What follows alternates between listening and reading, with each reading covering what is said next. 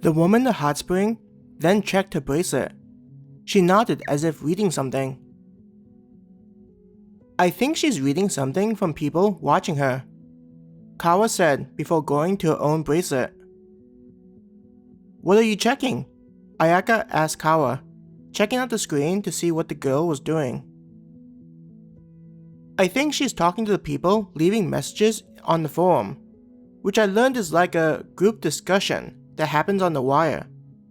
While relaxing, I was going through the function of the bracelet and discovered it," Kawa said, looking at Ayaka and then to Tanaka and Mizuki. She pointed at the screen of a bracelet.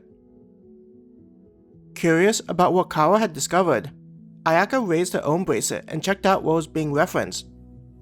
Navigating through the menu on the bracelet, it wasn't long until she discovered the forum. It was slightly difficult to see everything due to how small the screen was and how much information was available. But scrolling through the different areas, Ayaka started to get a handle of it. "You'll want to type in the adventurer's name." Kawa pointed at the area of the screen that had a place to type. "How do we type into it?" Ayaka looked at her bracelet, not seeing a place where typing was possible. Kawa raised her bracelet so Ayaka could see. She was currently on a screen where text was flowing by, and she used her other hand to touch the bracelet. With her finger, she moved it and made different areas become highlighted.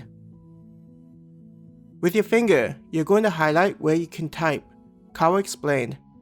Then she squeezed the band of the bracelet. You'll squeeze the bracelet like you've done before to confirm that you're selecting something. Upon squeezing the bracelet, another screen appeared in front of Kawa. There were symbols from their language on the second display.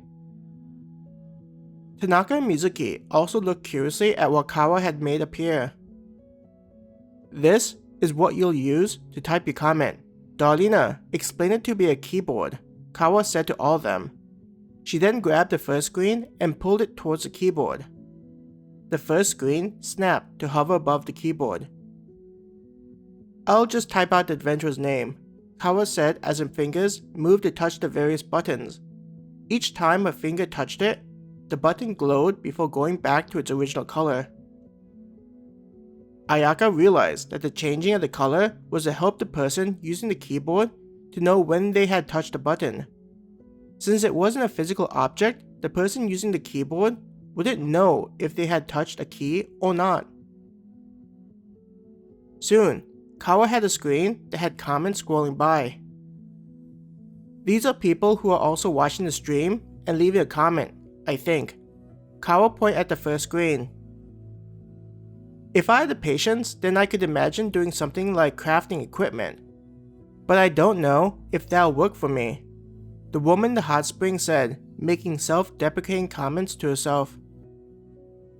Pointing at her screen, Kawa said, one of the comments asked why she didn't do crafting and only explored beyond the portal. It looks like this person is likely someone that's trying to get good at crafting. Seeing how the comment was being shown on the screen in front of Kawa and the way the adventurer was having a conversation, Ayaka found the process interesting. On the screen, in one of the corners, an animation appeared of a present being opened up. There was text written below the animation saying, "You don't need to learn how to craft equipment. I think you're doing great with what you're currently doing." "Thank you for the guild points," the woman said, winking as if she were winking at the person who gifted her the guild points.